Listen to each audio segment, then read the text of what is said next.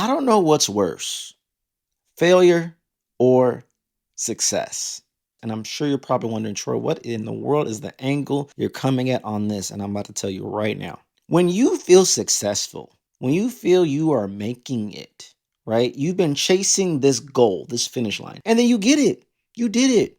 And you blink and you're just like, either what do I do now? Or B, how do I maintain this? Or C, the pressure is on. Now it's got serious.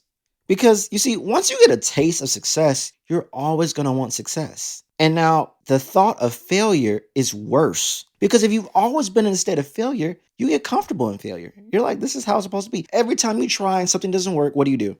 I knew it. See, that's easy. But when you see something work and you know it works and you achieve something big, then you try it again. Let's say it doesn't happen the second time. Now you're wondering, are you a fraud?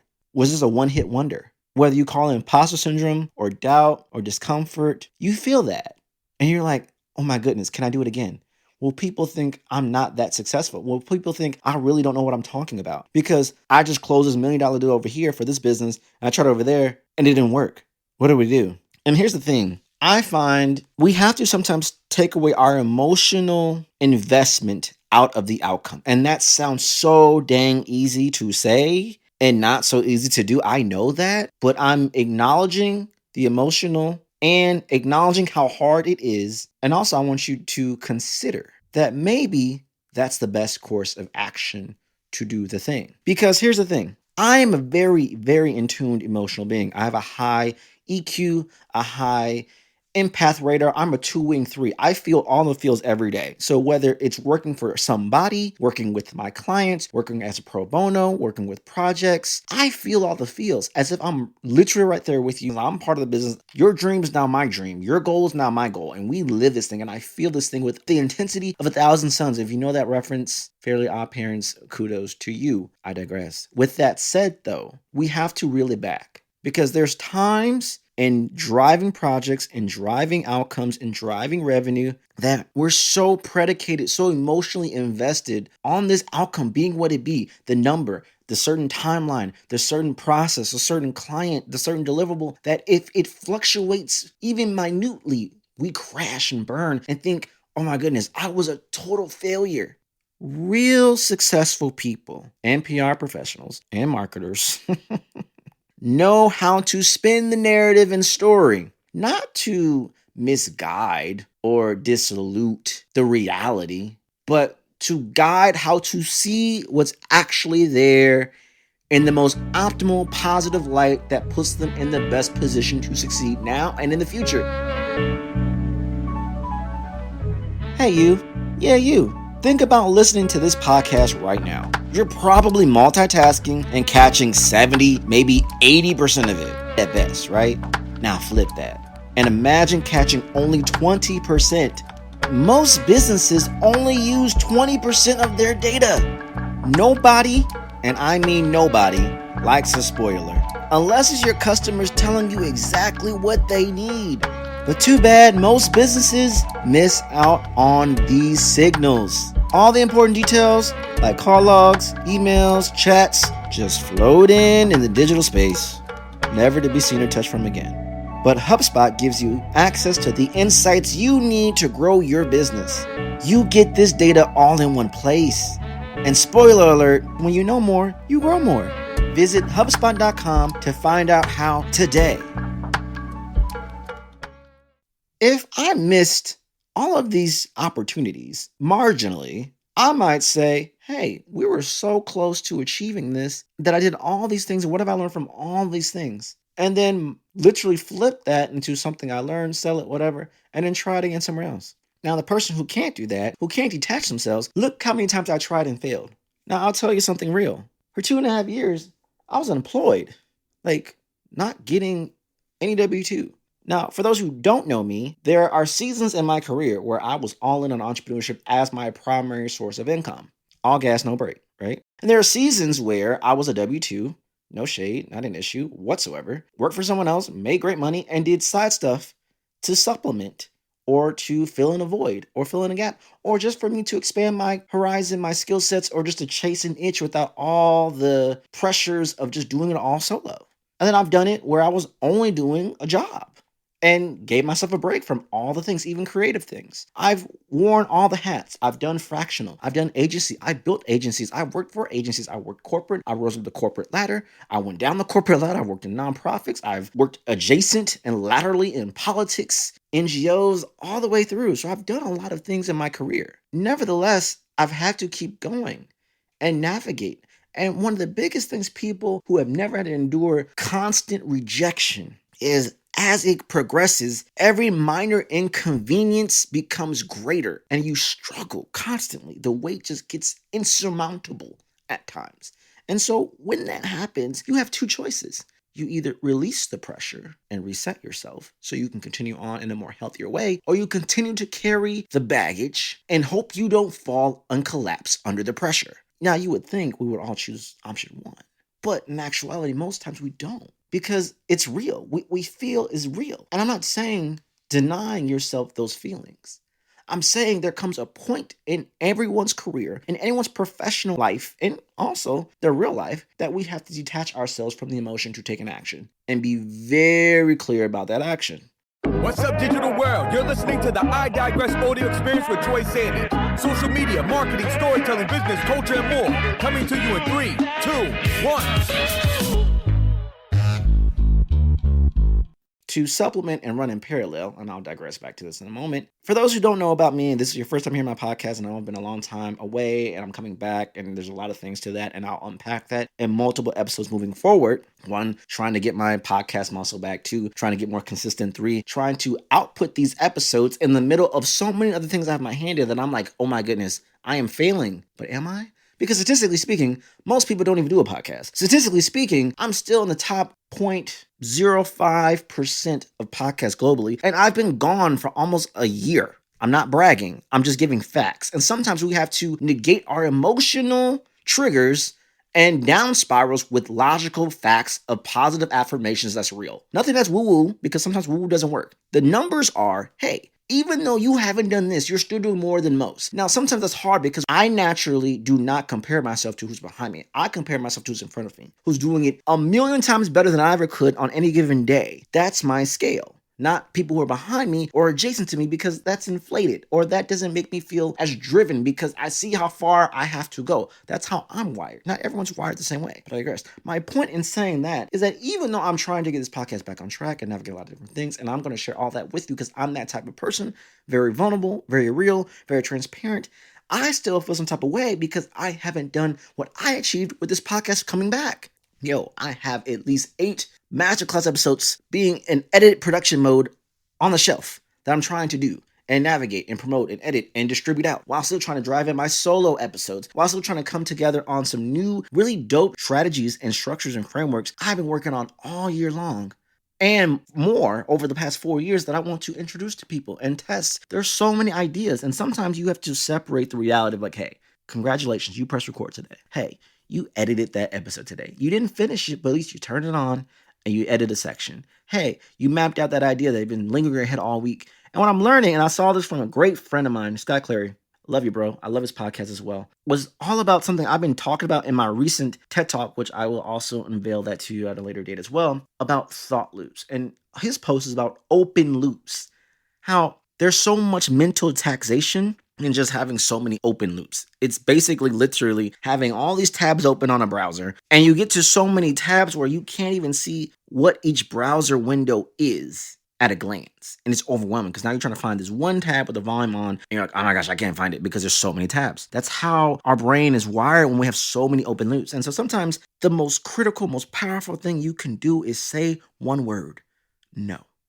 Look, if you're trying to micro hyper time-lapse focus, if I can use this phrase, to make some big things happen, you are going to have to learn how to say no. No to that notification, no to your phone, no to TV, no to any distraction for this window of time so I can just focus on getting this done.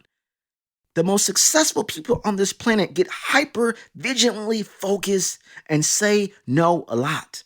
And for those who, like me, who are recovering people pleasers, who are very high EQ, very empathetic people who care so deeply about what other people think and experience on the daily as if it's our own emotional experiences, no feels like death to us. Not to be overly dramatic, but I'm just keeping it 100.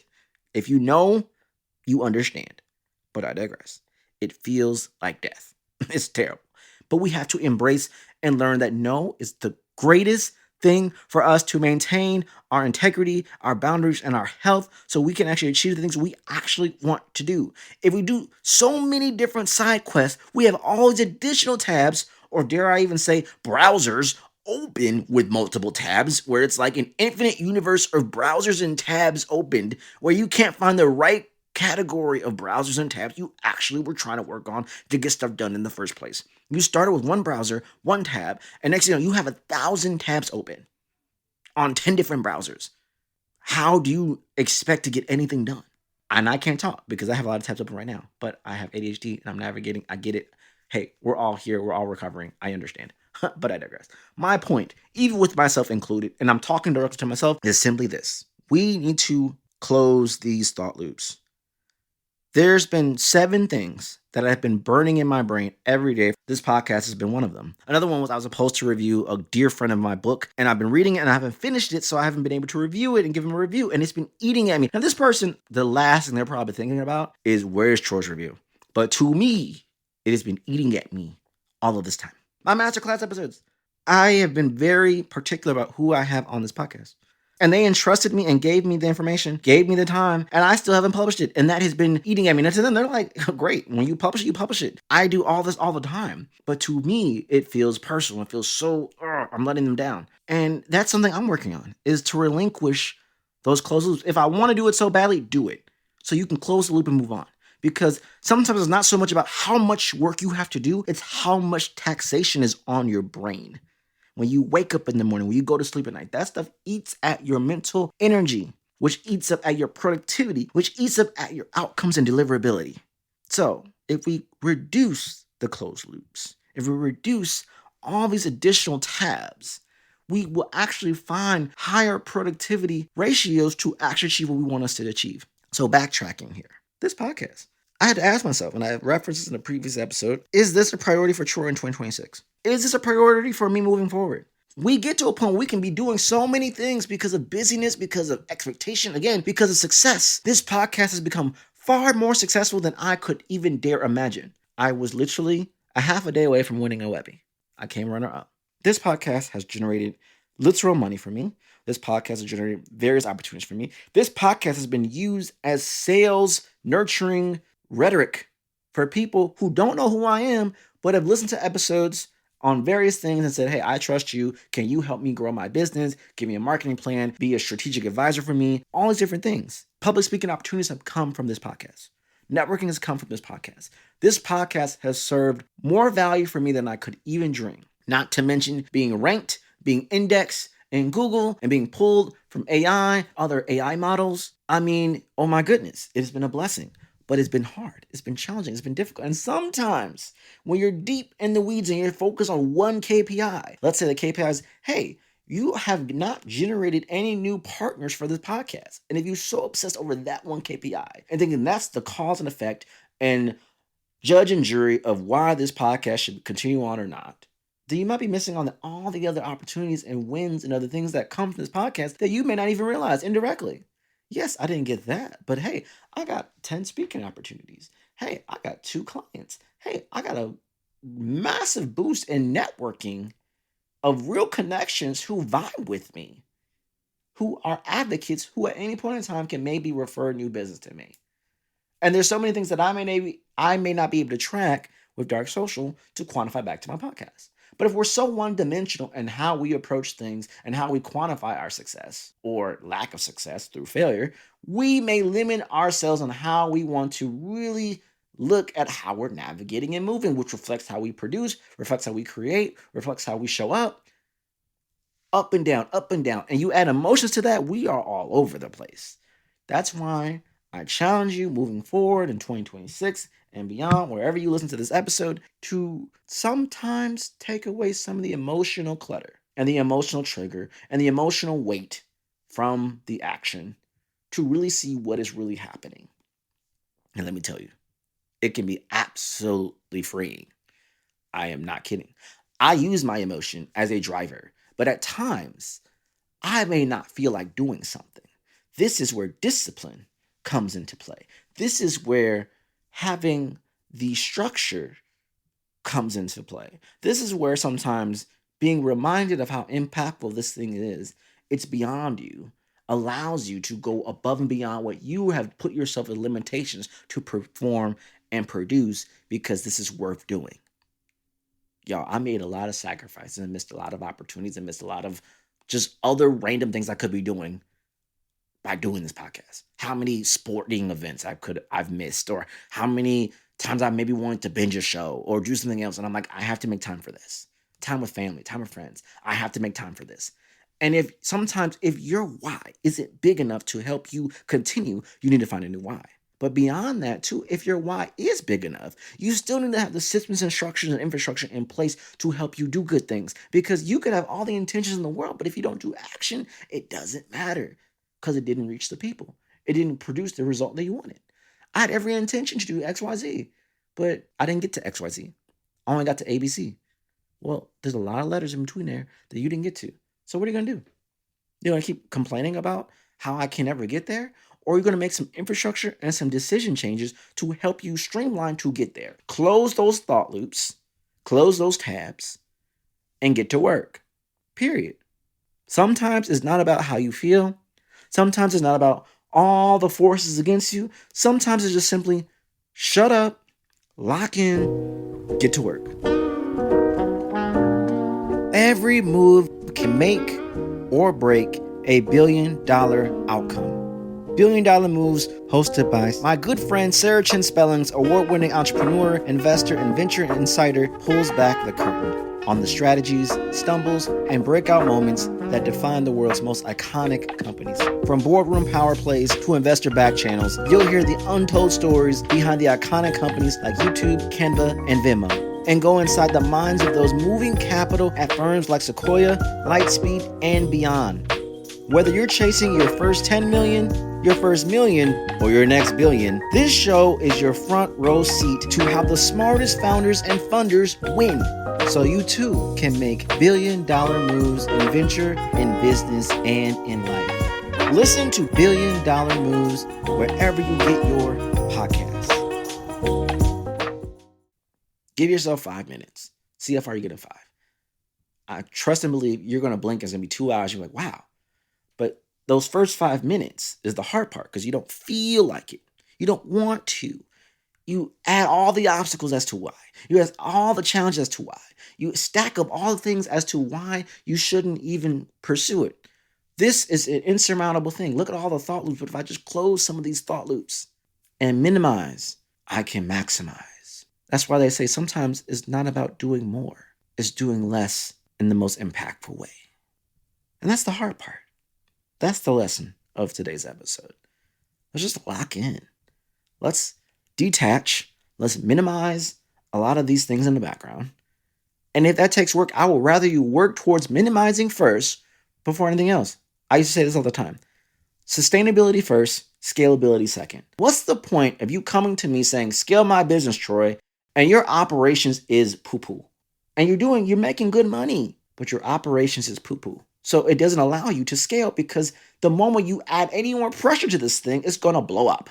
You've made it this far with bubblegum and duct tape and Jesus taking the wheel. And yes, let's continue to have him taking the wheel if you believe in that, not pushing any agenda. But yes, continue to do that. But there's a better way. There's a streamlined process to make this work. And I encourage you, take a step back, breathe, and saying, I can choose to live in this chaos and still be successful. Yes, but look at the long-term shelf life. It's not there. I'm burnt out. I'm not making sustainable progress in the way that I want. What good is achieving if you're not doing it in the way that you want? That either means I need to educate myself more, I need to delegate more, or I am working in the wrong capacity. That means I need to shift to a different capacity and lock in a different way to scale in a way that feels more aligned with me. As your friendly neighborhood strategy hacker, let me tell you this. The greatest strategy is simple. I said it in my book, Strategize Up. Simplicity is the key to streamlining sustainable success every time. No matter how hard things are, no matter how expansive things get, when things are simple, people can understand. They can repeat, they can operate, they can delegate, they can activate, and they can produce.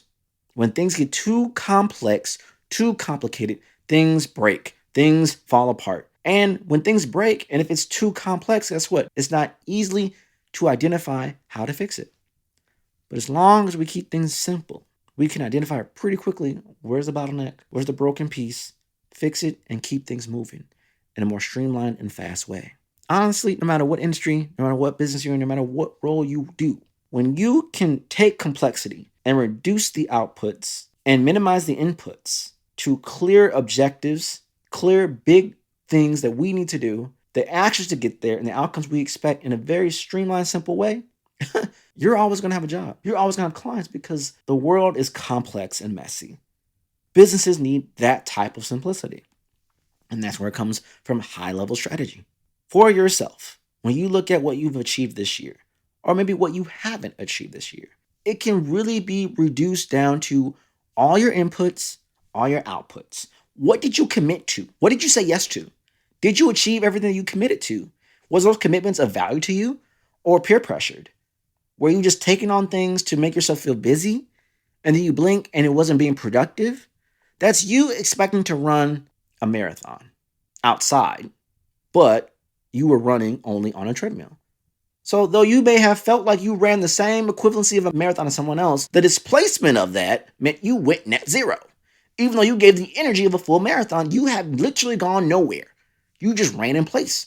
You have the same experience, same tiredness, same depletion of energy, but your output to your outcome and the result and how you feel is not the same because you didn't literally move, you ran in place.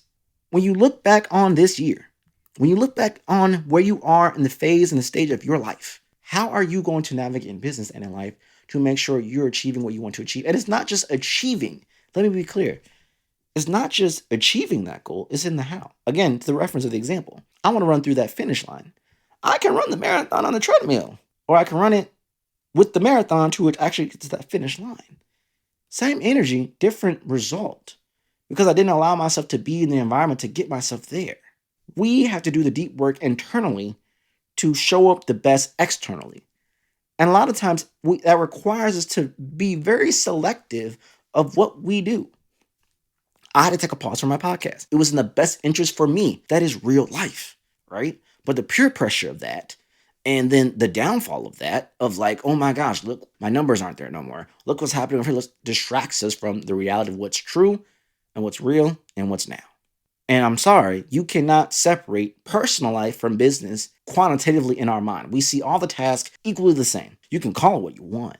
But if your personal life is a wreck, it will show up in your business. If your business life is a wreck, it will show up in your personal life. I'm sorry, you can't just do severance and switch over and forget everything and come back and forth. That's not how this works. Not in real life, unfortunately. Or fortunately, however you want to spend that coin. But I digress.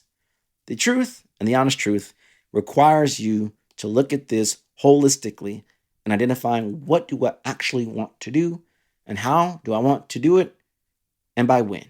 And is those terms realistic? Who do I need to help me get there? What tools, what systems, what infrastructure? What things do I know that burns up too much time that I can maybe educate and train someone else to do, or use AI integration to help me do it? Or who do I need to delegate or outsource to help me do it to achieve this goal? Again, your four currencies: time, money, knowledge, skill, TMKS. What of those four combinations do I need moving forward to improve and better my business and myself in this next year? I need to sit with that. No New Year's resolutions. I don't care about that. Because you can do a New Year's resolution at any point in your life. At any moment in your life, you can make a resolution, a declaration. I can make a commitment. Okay, make the commitment. Now, how do I quantify that commitment into actionable tasks and operations and processes and systems and infrastructure and timelines and dates to help me move this forward from just an ideation to an implementation all the way through? That's hard. That's the hard part. That's what separates those who just watch and observe from those who actually do. And not just do, achieve. And not just achieve sustainably in a way that they then can build the systems and infrastructure to scale indefinitely as far as they want to go. And each level gets harder. This thing doesn't get easier.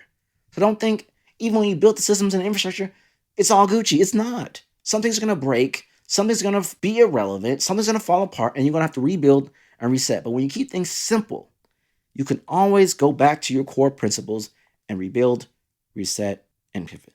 So I challenge you, simplify what you want to do in 2026. Simplify how you want to go about this thing. Simplify what you even consider as your biggest goals. Simplify it down. Make it as minimal as possible. That will keep it easy to always reference in conversation, in your thoughts, and in your actions. And lastly, would you do me a big favor? Besides leaving me a like and review on this podcast, close some of those dang thought loops and those actual tabs right now. You don't need them all. You're not going to remember that tab. It was probably irrelevant anyway. Those screenshots, clear them. Clear some data. You screenshot all those things, maybe even some posts I did. maybe not. If you haven't followed me on FindTroy, at FindTroy everywhere, clear them. You're probably not going to remember them. You're not going to check back no more. Clear some of that clutter so you can get clarity to move things forward. And with that, thank you for listening, and I'll see you next time. And that's a wrap. We hope you enjoyed this episode of I Digress. What was your takeaway? Care to share your thoughts and tag Troy on social media? You can find him on all platforms at FindTroy. Don't forget to like, subscribe, and leave a review or comment for this episode from wherever you're listening. Looking for a marketing strategist to build the structure, strategies, and systems you need to get the success you want and the ROI you desire in your business? Book a discovery call to talk with Troy at findtroy.com. And as Troy's philosophy goes, imagination is the engine, content is the fuel, social media is the highway, marketing is the roadmap, sales is the destination, culture is the GPS. Thanks for listening.